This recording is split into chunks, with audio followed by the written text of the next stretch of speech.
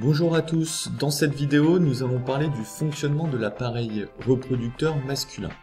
Et nous allons essayer de comprendre comment fonctionnent les testicules et comment ils sont régulés. Donc pour ça on va partir d'une analyse de cas et d'une anomalie qui est la cryptorchidie.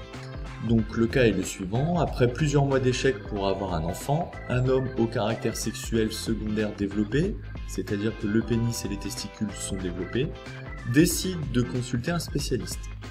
Donc après avoir effectué un spermogramme, le médecin diagnostique une infertilité. Il suppose une anomalie dans le processus de spermatogénèse, c'est-à-dire la fabrication de spermatozoïdes. Nous avons une autre info ici, c'est que cette personne a été opérée de cryptorchidie à l'âge de 8 ans. Nous allons donc vérifier l'hypothèse du médecin et expliquer le développement des caractères sexuels secondaires normal chez cette personne. Alors, qu'est-ce que la cryptorchidie? Donc, la cryptorchidie est une anomalie dans le développement des testicules.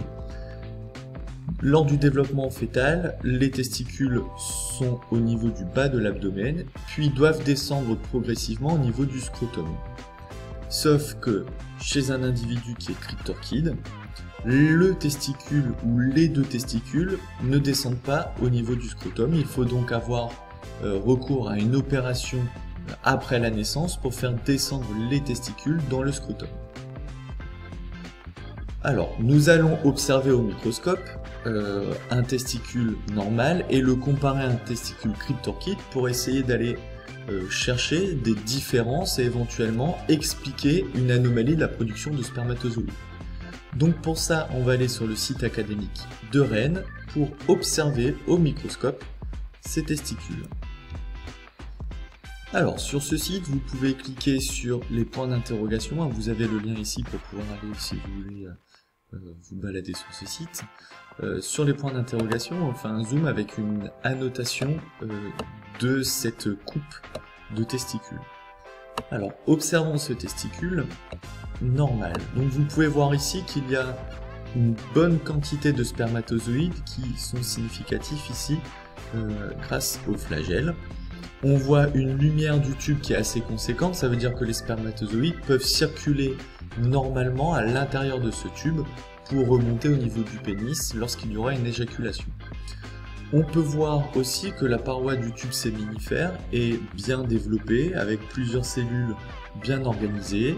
On va avoir des spermatocytes qui deviendront ensuite des spermatides qui se différencieront en spermatozoïdes. Donc on va avoir toute une séquence de cellules, là encore bien organisées. Si je compare ça à mon individu cryptorchide, on peut observer une différence. Première différence essentielle, c'est que au centre, la lumière du tube séminifère est dépourvue de spermatozoïdes. Il n'y a aucun spermatozoïde ou alors très peu. De plus, cette lumière, on peut constater qu'elle est largement restreinte. Ça veut dire que même s'il y avait production de spermatozoïdes, la circulation dans la lumière de ce tube interstitiel, de ce tube séminifère, pardon, serait très compliqué. Autre chose, on peut voir que la paroi du tube séminifère ici est très nettement dégradée, elle est peu développée, les cellules sont peu organisées, on n'a pas cette structure en trois types de cellules comme on pouvait l'avoir chez le testicule normal. Donc on va avoir l'intérieur du tube séminifère qui est désorganisé. Allons voir entre ces tubes au niveau du tissu interstitiel.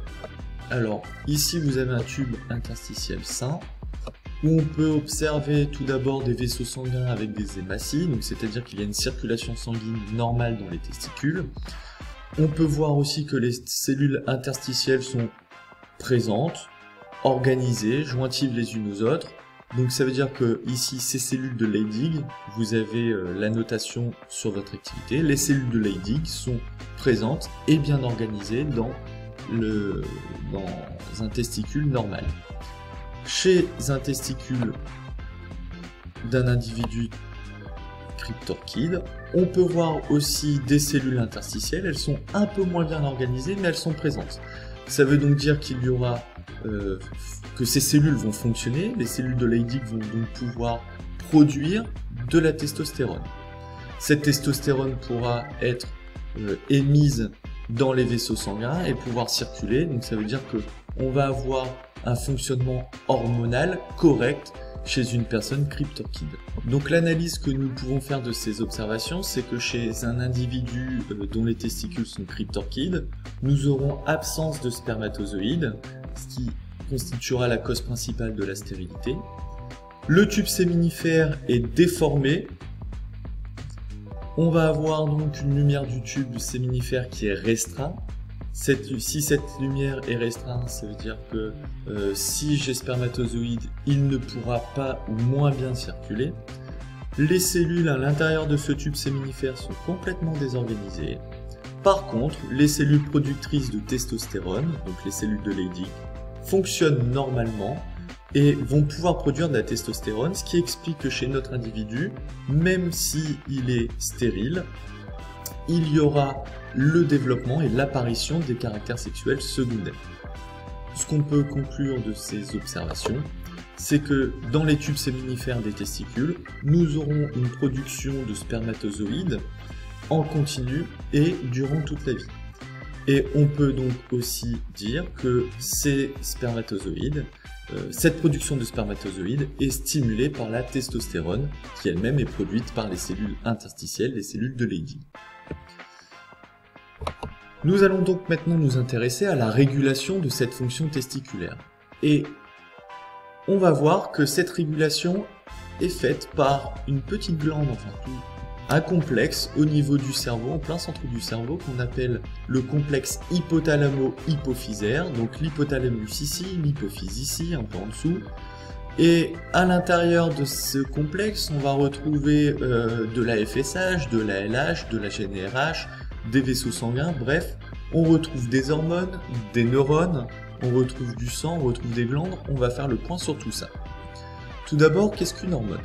Donc une hormone, c'est une molécule chimique, et on peut le voir sur cette illustration ici, qui est sécrétée par des cellules endocrines, donc des cellules sécrétrices, qui vont émettre ces hormones dans la circulation sanguine, et ces hormones vont aller agir à distance sur des cellules cibles, et non pas sur des cellules non cibles. Ces hormones vont reconnaître certaines cellules et vont modifier l'action de ces cellules. Donc, je vous le dis ici, une hormone est une molécule chimique produite par une cellule endocrine qui va agir à distance sur des cellules cibles et cette molécule va circuler dans le corps via la circulation sanguine. Donc pour comprendre comment l'hypophyse et l'hypothalamus vont agir sur l'organisme et notamment sur la régulation des testicules, on va faire des expériences chez des rats.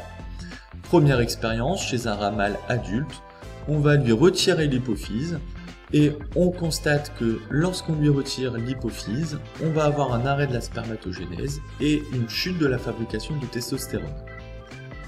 On peut donc interpréter que l'hypophyse, lorsqu'elle est présente, va contrôler la spermatogénèse et la fabrication de testostérone. Ensuite, chez ce même rat, à qui on a retiré l'hypophyse, on va lui injecter un broyat d'hypophyse, donc c'est-à-dire qu'on prend son hypophyse, on le broie, on récupère le sang, et donc tout ce qu'il y avait dans le sang de l'hypophyse va se retrouver dans les extraits hypophysaires. Et lorsqu'on injecte cet extrait hypophysaire, on voit qu'il y a un fonctionnement classique des testicules. On peut donc interpréter que l'hypophyse va fabriquer des produits, des molécules chimiques qui vont agir sur les testicules par l'intermédiaire du sang. On a donc ici la définition d'une hormone. Ça veut donc dire que cette régulation testiculaire est organisée par un fonctionnement hormonal. Alors maintenant, on va essayer de trouver quelles hormones. À l'intérieur de notre hypophyse, on a réussi à isoler une molécule qu'on pense hormonale, la LH. Si on met cette LH dans le sang d'un rat à qui on a retiré l'hypophyse, on peut voir qu'il y a rétablissement de la production de testostérone. Ça veut donc dire, en interprétation, que l'hypophyse va produire une hormone, la LH, qui permet de produire la testostérone. Donc la LH doit agir sur les cellules de Leydig.